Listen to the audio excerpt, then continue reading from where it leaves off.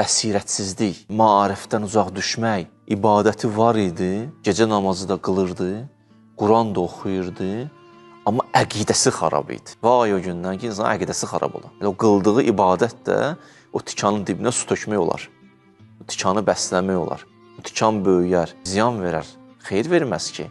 İnsan gəlir, ona görə otursun, etiqadi mövzularda araşdırsın, oxusun, bilsin. Bir alimin araşdırması var idi, Siffeyn, Nəhrivan, Cəməl müharibəsini araşdırma edirdi. Əmirül-Möminindən 3 dənə müharibə oldu da, xilafətə çatandan sonra. Cəməl dünyapərəstliyin simvolizə edirdi. Çünki orada bəziləri var idi ki, şöhrətə görə, dünyanın puluna görə, varlığına görə gəlilər, neynədilər? Əmirül-Mömin özböz durdular. Siffeyn amma hiləgərlik, münafiqlik, nifaq. Nəhrivan da cəhalət. Nadan insanlar həmişə ibadətləri ilə birgə münafiqlərin, hiləgərlərin hiləsinin qurbanı olublar. Çünki Nəhrivanın yaranmasının səbəblərindən biri Muaviyyə və Əmras idi.